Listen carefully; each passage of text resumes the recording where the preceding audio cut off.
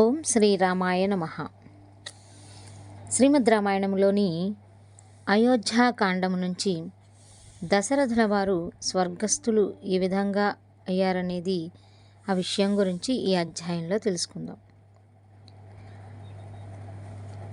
ఆ ప్రకారంగా వారు ముగ్గురును బయలుదేరగా అయోధ్యాపురవాసులందరూ గోడుగోడు మనుచు వారి వెంట నడవసాగిరి. వెంట జనుచున్న ప్రజా సమూహములతో కూడి శ్రీ సీతారామ లక్ష్మణులు తిన్నగా అయోధ్యానగరమును దాటి శ్రీ భరద్వాజ ఆశ్రమములకు జనిరి. అచట శ్రీ భరద్వాజుల వారితో వృత్తాంతమంతయు నెరిగించి వారి చేత ఆశీర్వాదముల నొందిన వారై పరమ పవిత్రమైన గంగా నది ప్రాంతముల నడచుచు అచ్చటచ్చట గల వింత విశేషముల గురించి సీతాదేవికి వివరింపుచు తిన్నగా శ్రీరామ భక్తుడగు గుహుని పడవ నడుపు పల్లెవాడు కుటీరములకు చేరవచ్చిరి. అక్కడికొచ్చిన పిమ్మట అంతవరకు వెంట వచ్చిన ప్రజలను చూచిన వారై శ్రీరామచంద్రులు వారిని ఓదార్చి వినయముగా నచ్చజెప్పి అయోధ్యకు సాగనంపెను. ఆ పిమ్మట గుహుడు శ్రీ సీతారామ లక్ష్మణులను వారి మంత్రి పుంగవులను ఎంతో భక్తిగా గౌరవించినవాడై అడవి యందు కల పుట్ట తేనెలు తెచ్చి వారికి ఆతిథ్యమొసగి అనేకముగా కొనియాడెను. ఆ పిమ్మట మంత్రి పుంగవులు శ్రీ సీతారామ లక్ష్మణులచే సెలవునందుకుని తిరిగి అయోధ్యకు వచ్చిన వారై మాటిమాటికి స్పృహను కోల్పోవుచున్న దశరథుల వారికి జరిగినది సవిస్తారమంతయు నెరిగించి మరియు గంగా నది దాటి చిత్రకూటములకు చేరినారని తెలుపగా దశరథుల వారు ఆ వాక్యములను ఆలకించిన వారై హా రామా అని గట్టిగా కేకవైచి కనులు మూసి స్వర్గస్థుడాయను. గుహుని యొక్క ఆతిథ్యము స్వీకరించిన వారై శ్రీరామచంద్రులు గుహునితో ఇట్లనిరి. ఓయి గుహుడా, నీ యొక్క భక్తి విశ్వాసములకు నేనెంతో ఆనందించి తిని. నేను మా తండ్రి గారి ఆజ్ఞ పాలన చేయనించి 14 వత్సరంబుల కాననముల నుండా బయలుదేరగా నా తమ్ముడగు లక్ష్మణుడు భార్య అయగు జానకియు నా వెంటనంటగా ఇటు చనుదించితిమి. కాన నీవు మాకొక సహాయము చేయవలయను. అది ఏమనగా మా ముగ్గురిని పడవపై ఎక్కించుకొని ఆవలయొడ్డుకు చేర్చి చిత్రకూటములకు నేగ మార్గము చూపించుమనగా ఆ వాక్యములకు గుహుడు పరమానంద భరితుడై ఇంతకంటే మహాభాగ్యమేమున్నదని పలికినవాడై శ్రీరామచంద్రుల వారి పాదములు కడిగి వారి ముగ్గురును పడవపై నెక్కించుకొని ఆవలయొడ్డుకు చేర్చి చిత్రకూటములకు పోవ మార్గము చూపించి వారికి వందనములు చేసి వారిచే ఆశీర్వాదముల నొంది తిరిగి తన స్థానములకు నేగెను. బహుళ తాపసులకు నిలయమైన చిత్రకూట ప్రాంతములందు తిరుగుచు అచటగల ముని గణ తాపసోత్తములను గనుచు వారికి వందనముల చేసి వారి ఆశీర్వాదముల కొనుచు కుశల ప్రశ్నోత్తరముల జరుపుచు మరియు అచటగల ప్రశాంత వాతావరణములను ఆనందింపుచు అక్కడే ఒక పర్ణశాలను నిర్మించుకొని హాయిగా కాలక్షేపం చేయుచుండిరి. అయోధ్యలో శ్రీ దశరథుల వారు పుత్రశోకముతో మరణించగనే శ్రీ వశిష్ఠ సుమంత్రులు దశరథుని కళేబరమునకు తైల పక్వాదులను గావించి మహారాణుల అంతఃపురమునకు తరలించిరి. అప్పుడు కౌసల్య సుమిత్రలు దశరథుల కళేబరము పైబడి అనేకముగా విలపింపసాగిరి. సుమంత్రుల వారు శ్రీ వశిష్ఠుల వారి ఆజ్ఞానుసారముగా భరతుని కొరకు గిరివజ్రాపురమునకు భటుల నంపగా వారు వాయువేగములతో 7 దినములకు చేరి శ్రీ వశిష్ఠ మహర్షుల వారు అతి శీఘ్రముగా రమ్మని చెప్పినారని పలికిన వారై వారు వెంటనే అయోధ్యకు తిరిగి వచ్చిరి. వెనువెంటనే భరతుడు తన తాతగారి వద్ద సెలవునందుకుని తమ్ముడగు శత్రుఘ్నునితో కలిసి అతి శీఘ్రముగా వెడలి అయోధ్యకు చేరవచ్చెను. భరతుడు రాజమార్గమున వచ్చుచుండగా అంతా నిర్మానుష్యముగా కనిపింపసాగెను. మరియు అక్కడక్కడ శోకములు దూషణలు చెవినిబడుచుండెను. అవన్నీయుగనిన భరతునకు ఏమియూ ప్రాలుపోక నేరుగా తల్లిగారి మహలునకు నేగినవాడై తల్లికి వందనములు చేయగా తల్లి ఆశీర్వదించి భరతునితో ఇట్లనియే, నాయనా భరత, నీ యొక్క క్షేమము కోరి నేను మీ తండ్రి గారిని 2 వరములు కోరితిని. అవి ఏమనగా, మొదటి వరము శ్రీరాముని వనవాసము, రెండవది నీకు పట్టాభిషేకం. నేను బాగా యోచించియే నీ మేలు కోరి ఈ వరముల కోరితిని. తత్కారణముగా సీతాదేవియు లక్ష్మణుడును శ్రీరాముని వెంట కానలకు ఏగినారు. వారు వెళ్ళిన పిమ్మట మీ తండ్రిగారు కాలధర్మము నొందినారు. ఇక ఈ యొక్క అయోధ్య రక్షణకు నీవు తప్ప మరి ఎవరూ లేరు కానా? నీవు వెంటనే అయోధ్య సింహాసనం అధిష్ఠించి మీ తల్లి కోరికను చెల్లించి ఆనందింపచేయమని పలకగా ఆ వాక్యములు వినిన తోడనే భరతునకు ఒక్కసారిగా కార్చిచ్చు కమ్ముకొని దహించి వేస్తున్నదా అన్నట్లు శరీరమంతయు భగ్గున మండిపోయెను. మరియు ఆవేశము ఉద్రేకింపగా తల్లితో ఇట్లు దూషించెను. అమ్మా, నేను నీ గర్భమున పుట్టిన దోషమునకై నిన్ను అమ్మా అని పిలవవలసి వచ్చినందులకు నేనెంతో బాధపడుచున్నాను. ఇంతటి కిరాతకురాలి గర్భమున నేల జన్మించితనా అని శోకించుచున్నాను. ఏ జన్మలో ఎంత పాపము చేసుకుంటినో ఈ జన్మలో నీకు పుత్రుడనై జన్మించి తిని. నీవు చేసిన ఈ ఘోర అత్యాచారములకు ప్రజలకు, నా తల్లులకు నా ముఖము చూపుటకు కూడా నోచుకొనలేక బాధపడుచున్నాను. తండ్రి కంటే మిన్నయగు రామభద్రుని, తల్లి కంటే మిన్నయగు మా వదిన జానకిని, ప్రాణానికి ప్రాణమైన నా తమ్ముడు లక్ష్మణుని కానలకు పంపినదియూ కాక ధర్మాత్ముడు సత్యసంధుడైన మా తండ్రిని హత్యగావించినది చాలక ఇంకను సిగ్గు ఎగ్గు జంకు బొంకు లేక నన్ను పట్టమగట్టుకొనుమని చెప్పుటకు నీకు నోరెలా వచ్చినదే ఓ నరరూప రాక్షసి? కానలయందు ఈడుముల వడుచు అనేక ఇక్కట్లకు గురి అయి ధర్మాత్ములు వెతలగొందుచుండగా నీ వంటి దుష్టురాలిని నమ్మిన ఫలితముగా ఆత్మను బలిగా చేసుకున్న మా తండ్రి అటు స్వర్గమునకు చెందనేరక ఇటు భూలోకమును వీడి ఆయన ఆత్మ అనేకముగా శోకింపుచుండగా నేను పట్టముగట్టుకొని ఈ తుచ్చ రాజ భోగములను అనుభవింపవలైన ఎంతటి మూర్ఖురాలవైతివి! నిత్యము కళకళలాడుచు ఇంద్రపురితో సమానముగా వెలయుచున్న అయోధ్యానగరము నేడు వల్లకాడువలేగా అనిపించుచున్నది. ఇట్టి వల్లకాడున నేను పరిపాలించినది. ఛీ పాపిష్టిరాల! నిన్ను ఏమి చేసినను పాపము బోనేరదు. నీ మూలమున మన సూర్యవంశమునికే కళంకము గలిగినది. కాన ఇక నిన్ను ఉపేక్షింపరాదని తన చేతిలో ఉన్న కరవాలమును తీసి తల్లి శిరమును ఖండింపబూనగా వెంటనే శత్రుఘ్నుడు భరతుని ఓదార్చి ఇట్లు శాంతింపచేసెను. అన్నయ్య, శాంతింపుము. నేను పిన్నవాడను, నీకు చెప్పునంతటి వాడను కాను. కాని ఈ సమయమునందు నీవు ఎంత శాంతము వహించి నా వాక్యములు ఆలకించదవో అంతటి మేలు మనకు చేకూరగలదు.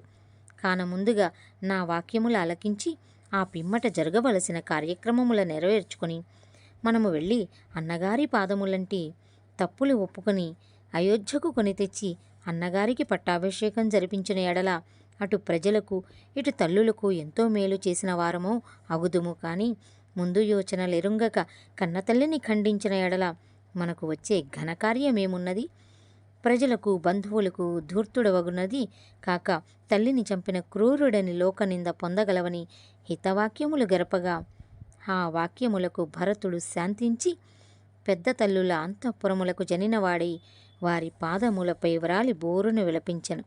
వారును భరతుని చూచి అతి ఘోరముగా దుఃఖింపుచు తండ్రిగారి శవమును చూపించగా భరతుడు తండ్రిగారి శవముపై పడి పసిపిల్లవాని చందంబున రోదన చేయుచుండగా తల్లులు భరతుని ఓదార్చిట్లు వచయించిరి.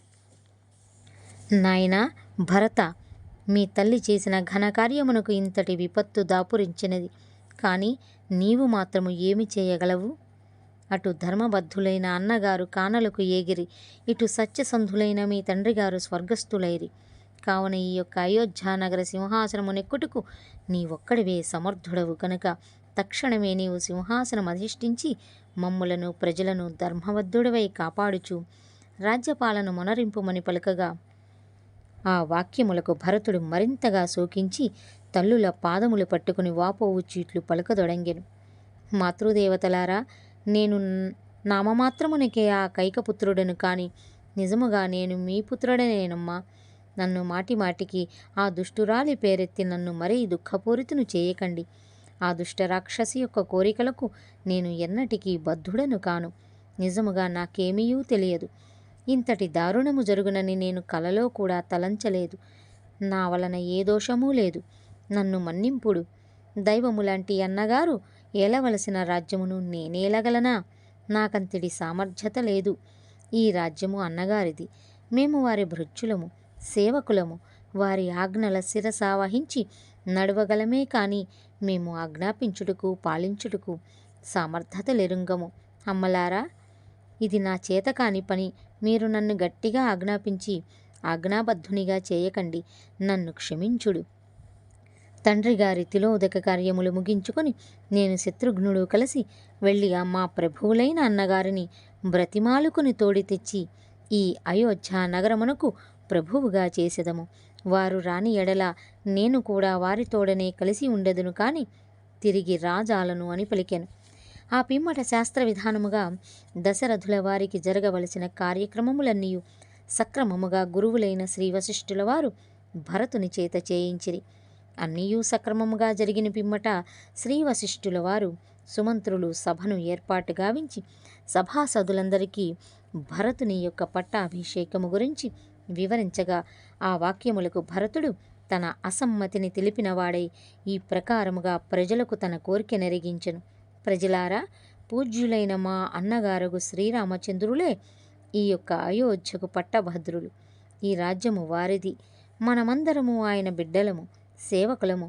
అటువంటి ధర్మప్రభువులను మా తల్లియగు కైక నిష్కారణముగా కానలకు పంపగా ఆ కైకపుత్రుడనైన నేను ఈ రాజ్యము గట్టుకొనుట ఎంతటి దారుణమైన కార్యమో మీకు వేరే చెప్పనక్కరలేదు.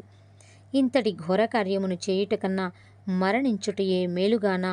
ఓ అయోధ్యాపురవాసులారా, మీ మాట వినలేదని నన్ను మీరేమియూ అనుకోవలదు.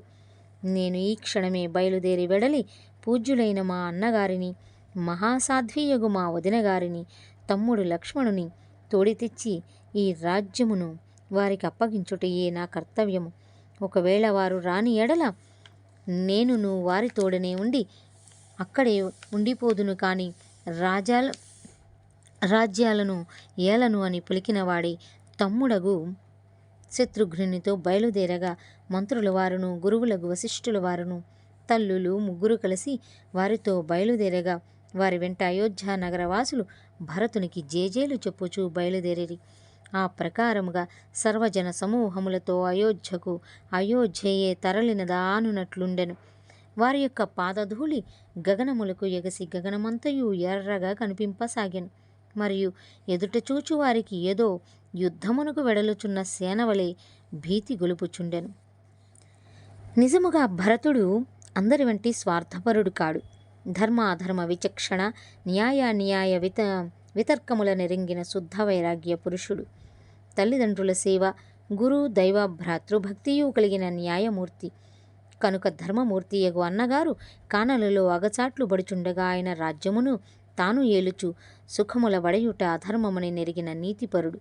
మరియు ఈ తుచ్చ రాజభోగములన్నీ ఎరను గృచ్చిన గాలముతో సమానమనియు వాటిని ఆశించిన మనుజుడు ఎరకు ఆశించి గాలమును చిక్కిన మత్స్యము ఓలే నాశనమొందగలరనియు మరియు సత్యధర్మ న్యాయమూర్తులకు తన అన్నగారే దానికి తగిన సమర్థులని భావించి తాను అన్నగారి కొరకు ఏగెను కాని చేతకాక కాదు. ఎవరైతే తాను ప్రయాసముల పొందినైనా సరే ఆ ప్రకారముగా ఇతరుల క్షేమములకై పాటుపడెదరో అట్టివారు తప్పక పరమేశ్వర స్థితిని పొందగలరు. అహంకారముతోడను ఆసక్తితోడను విషయ సుఖములను అనుభవించుట వలన దుఃఖ పరిణామములు గల పాపశక్తికి లోనగుదురు. ఇక ఈ ప్రకారముగా భరత శత్రుఘ్నులు, గురువులు, మంత్రులు, తల్లులు ఇంకా సకల జన సపరివారముగా శ్రీరాముల వారి కొరకు నడుచుచుండగా వారి యొక్క పాదధూళి మిన్నుముట్టి గగనమంతయు ఎర్రనయ్యను. మరియు చీకట్లు గ్రమ్మగా చిత్రకూటముల యందున శ్రీరామచంద్రుల వారు తమ్ముడగు లక్ష్మణుని పిలిచి ఇట్లనియే, తమ్ముడా లక్ష్మణ, నేడేదో గగనమంతయు ఎర్రగా ధూళిగప్పుచున్నదయ్యా. దానికి గల కారణంబేమో వృక్షమునెక్కి చూడుము నాయనా అని పలుకగా వెంటనే లక్ష్మణుడు వృక్షమును అధిరోహించి పరికించి చూడగా సర్వ సైన్య సకల జన సమేతుడై భరతుడు శత్రుఘ్నునితో కలిసి వారి వైపు వచ్చుట చూచి మిక్కిలి రోషముతో వృక్షము దిగి అన్నగారి వద్దకు వచ్చి ఇట్లు రోషముతో పలికెను, అన్నయ్య రామచంద్ర, ఆ భరతుడు ఎంతటి దుర్మార్గుడో చూచితివా? తన తల్లి కోరిక ప్రకారం రాజ్యము తన కైవసము చేసుకొని ఈ అరణ్యములందు కూడా మనలను ఉంచుటకిష్టపడక సర్వ సైన్య సమేతుడై మన మీదకు దండెత్తి వచ్చుచున్నాడు. అన్నయ్య, నీవు తమ్ముడవని తలచి ఊరుకున్న ఎడల మనకు ముప్పు వాటిల్లగలదు.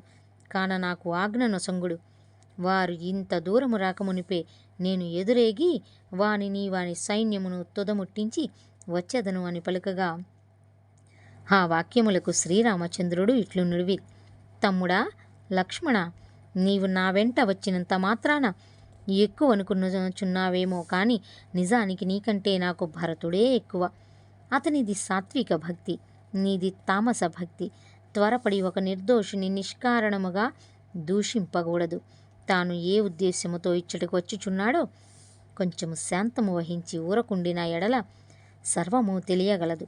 ఎప్పటికైనా శాంతమే భూషణము, నిదానమే ప్రధానము. ఆత్రమెప్పుడు హాని తెచ్చు, ఓర్పు లేక ఉండరాదు అని మన గురువులు బోధించగా వినలేదా? మరియు శాంతము కన్నా సముద్రము చిన్నది అని పలుమారులు మన పెద్దలు పేర్కొనుచుండగా నీవిట్లు దుడుకు చేయుట పాడి కాదు అని పలికిన వారే తమ్ముని శాంతి వచనములతో ఊరడించెను. భరతుడు సర్వజన సమేతముగా గంగా నది సమీపమున గల గుహుని కుటీరము వద్దకు సమీపించి అచ్చట అందరినీ ప్రశాంతముగా కూర్చుండనించి గుహునితో ఇట్లు ముచ్చటింపసాగెను.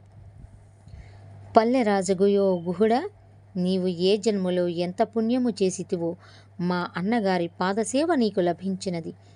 మా ధర్మ ప్రభువులైన అన్నగారు మీ పడవనెక్కి ఆవలయొడ్డుకు చేరినారంటే నీవెంతటి ధన్యాత్ముడవో చెప్పజాలము. మహాశయ, మమ్ములను కూడా ఆవల ఒడ్డుకు చేర్చి చిత్రకూటములకు మార్గము చూపించి ధన్యుడువు గమ్ము. మేమందరము వారి పాదములు పట్టుకుని బ్రతిమాలి అయోధ్యకు కొనిపోయి వారికి పట్టము కట్టుకుందుమని పలుకగా ఆ వాక్యములకు గుహుడు సంతసించినవాడే భరతునితో ఇట్లనియే, స్వామి, ఇంతమంది సర్వజనములను దాటించుట కష్టకార్యము. మిమ్ములను మీ తల్లిగార్లను గురువులను మంత్రిగార్లను మాత్రము దాటించదనని పలికినవాడై వారినందరినీ ఆవలయొడ్డుకు చేర్చి చిత్రకూటములకు మార్గము చూపించి తాను తన స్థానములకు జనెను. అప్పుడు శత్రుఘ్నుడు తల్లులు సుమంత్రుల వారు గురుశ్రేష్ఠులు వెంటరాగా భరతుడు తిన్నగా అన్నగారి జాడలను వెతుకుచు చిత్రకూటమునందుగల అన్నగారి ఆశ్రమములకు ఏగినవాడై అన్నగారు తపసి రూపమున పూరియాకుల కుటీరమునందు సీతా సమేతముగా కూర్చుని ఉండుట గాంచినవాడై పరిగెత్తుచూ వెళ్ళి అన్నగారి 2 పాదములంటి శిరముపై నుంచుకొని కన్నీటితో తడిపి కన్నులకు హత్తుకొని ఈ ప్రకారముగా విలపించుచు పలుకదొడిగెను. అన్నయ్య, రాఘవ, మా తల్లి చేసిన దుర్మార్గములకు నీకెన్ని కష్టములు కలిగినవయ్యా. సంపంగి నూనెలతో జీరాడు కురులు అంటలు గట్టిగా వాటిని శిరముపై ముడియ వేసుకొని తపసి రూపమున ఉండవలసి వచ్చే గదా. అంతఃపుర భవనములలో హాయిగా కాలము గడపవలసిన వాడవు పూరియాకుల కుటీరములలో ఉండవలసి వచ్చే గదా. సుకుమారమైన రాజవస్త్రములు సున్నితముగా ధరింపవలసిన వాడవు కాఠిన్యమైన నారవస్త్రములు ధరింపవలసి వచ్చి గదా. అన్నయ్య, మా వలన నీకెన్ని కష్టములు కలిగినవయ్యా అని వాపోవుచుండగా శ్రీరామచంద్రుల వారు భరతుడిని ఓదార్చి లేవనెత్తి శిరము మూర్కొని కౌగిలించుకొని మృదువైన వాక్యములతో ఊరడించగా అప్పుడు భరత శత్రుఘ్నులు ఇరువురు శ్రీ సీతారాములకు వందనములు చేసిన వారై వారి ఆశీర్వాదముల నొందిన పిమ్మట కొంత తడవు విశ్రమించిరి. ఆ ప్రకారముగా కొంత తడవు విశ్రమించిన పిమ్మట శ్రీరాముల వారు భరత శత్రుఘ్నుల చూచి ఇట్లు పలకసాగిరి, తమ్ములారా, మీకు నా యందుగల భక్తి విశ్వాసములకు నేనెంతో గర్వించుచున్నాను. ఇంత దూరము నన్ను చూచుటకై మీరు వచ్చినందులకు నేనెంతగానో సంబరపడుచున్నాను. నాయనా భరత, దైవ సమానులైన మన తండ్రి గారు కుశలమే కదా అని అడుగుచూ ఉండగానే ఆ వాక్యములకు భరత శత్రుఘ్నులు బోరుని ఏడ్చుచూ ఇట్లు పలకసాగిరి, అన్నయ్య, ఇంకెక్కడి తండ్రి, మనలను వీడి స్వర్గస్థులైనారు.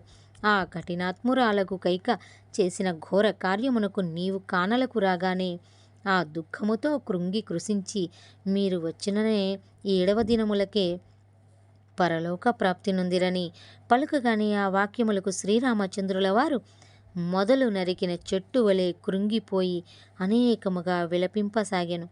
సీతాలక్ష్మణులు కూడా వాపోవుచుండగా గురుశ్రేష్ఠులైన శ్రీ వశిష్ఠుల వారు వారినందరినీ అనేక విధములుగా నీతివాక్యముల గరిపి ఊరడిల్ల చేసిరి. శ్రీ వశిష్ఠుల వారు శ్రీ సీతారామ లక్ష్మణులను ఓదార్చిన పిమ్మట దశరథుల వారికి తిలోదక పిండ ప్రదానములు శాస్త్రానురీతిగా వారిచే జరిపించిరి. ఆ పిమ్మట భరతుడు శ్రీరామచంద్రుల వారితో ఇట్లు పలుకదొడంగెను, అన్నయ్య, తండ్రిగారి వెనుక అయోధ్యా సింహాసనమునకు వారసుడువు నీవే. మేమందరము మీ సేవకులము మాత్రమే. నీవు ఎక్కవలసిన సింహాసనము మేము ఎక్కి ఎట్లు పరిపాలన చేయగలము? కాబట్టి మా యందు దయ ఉంచి మా తప్పుల మన్నించి మా వెంట అయోధ్యకు తిరిగి వచ్చి పట్టాభిషిక్తుడవై మమ్ము పాలింపుము. నీవు రాని ఎడల నేను ఇప్పుడే ప్రాయోపవేశము చేసుకుందును కాని మరలిపోజాలనని పలుకగా ఆ వాక్యములకు శ్రీరామచంద్రులు ఇట్లు పలుకసాగిరి. తమ్ముడా భరత, దైవ సమానులైన మన తండ్రి గారి ఆజ్ఞ పాలించవలసిన విధి మన అందరి ఎందున్నది. ఆయన ఆజ్ఞను పాలించక స్వార్థపరులమై మెలగిన ఎడల వారి ఆత్మకు శాంతి కలగనేరదు. కాన నీవు అయోధ్యకు ఏగి పట్టాభిషిక్తుడవై ప్రజల పాలింపుమనగా భరతుడు శ్రీరామచంద్రుల వారి పాదములు విడవక ఇట్లు పలుకదొడగెను. అన్నయ్య, మీరెన్ని చెప్పినను నాకు రాజ్యపాలన చేయుటకు కాని పని. నీవు రాజ్యమేలుచుండగా మేము మీకు సేవలు చేసేదము గాని రాజ్యభారము వహించుట నా వలన కాదని పలుకగా ఆ వాక్యములకు గురుపూజ్యులైన శ్రీ వశిష్ఠుల వారు శ్రీరామచంద్రుల వారితో ఇట్లు వివరించిరి. రామచంద్ర, మీ తండ్రి గారి ఆజ్ఞ పాలించుట ధర్మమే కాని తమ్ముని మనసు కూడా నొప్పించక వారి కోరికను కూడా చెల్లించి వారి మక్కువ తీర్చుడు కూడా నీ కర్తవ్యము కాన దానికి తగిన రీతిగా ఉపాయము నెరిగించెదను. మీరు ఆ ప్రకారముగా చేసిన ఎడల ఎవరి ధర్మములకు భంగము కలగనేరదు. అది ఎట్లనగా, నీవు వెళ్ళనిదే భరతుడు వెళ్ళడు, నీవేమో వెళ్ళజాలవు. కాన మీ ఇద్దరికీ సరిపోవు వాక్యము నేను వివరించెదను వినుడు. రాఘవ, నీ యొక్క పాదుకలను భరతునికి ఇచ్చిన ఎడల వాటిని గైకొని వెళ్ళి నీకు మారుగా వాటిని సింహాసనముపై నుంచి తాను ప్రక్కన ఉండి రాజ్యపాలన చేయవచ్చును. ఇందువలన ఎవరి ప్రతిజ్ఞకు భంగము కలగనేరదు, అటు తండ్రి గారి ఆజ్ఞకు కూడా భంగము వాటిల్లదు. కాన నీ ధర్మము నీ తమ్ముని ధర్మము నెరవేరుటయు అయోధ్య నగరవాసులు క్షేమముగా ఉండగలందులకై ఇది ఒక్కటే పరిష్కార మార్గము వచించగా ఆ వాక్యములకు శ్రీరామచంద్రుల వారు తన యొక్క పాదుకలను భరతునికి వసంగెను.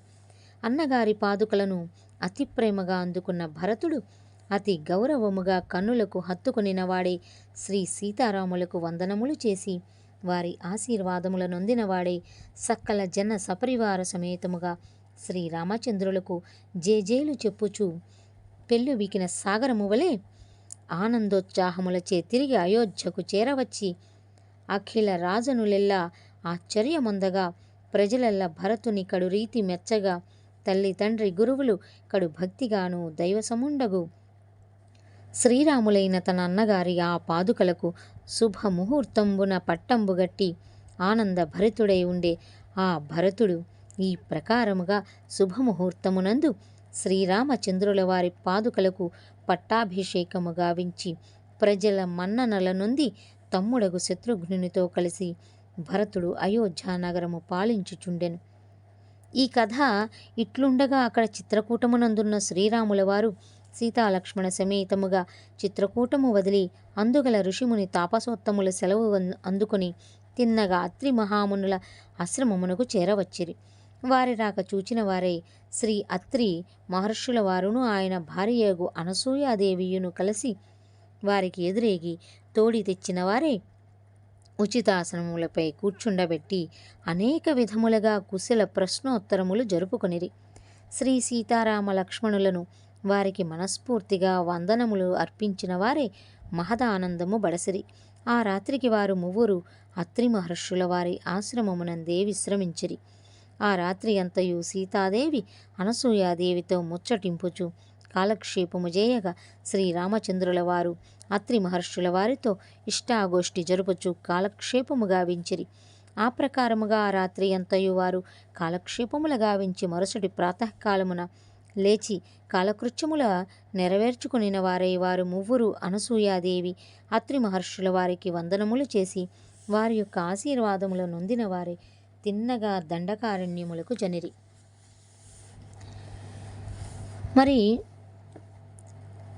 సాత్విక భక్తి అంటే నా జీవిత విధి కర్తవ్యత బుద్ధితో భజించుట సేవ చేయుటయు అగును.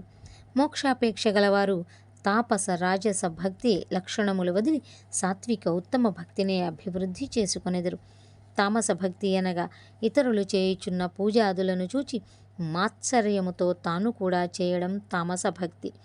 ఇక శాంతమనగా ఎక్కడో నుండినది కాదు, శాంతము మనలోనే ఉండును. శాంతమనగా ఓర్పు, నిదానముల వంటి సుగుణములు కలది.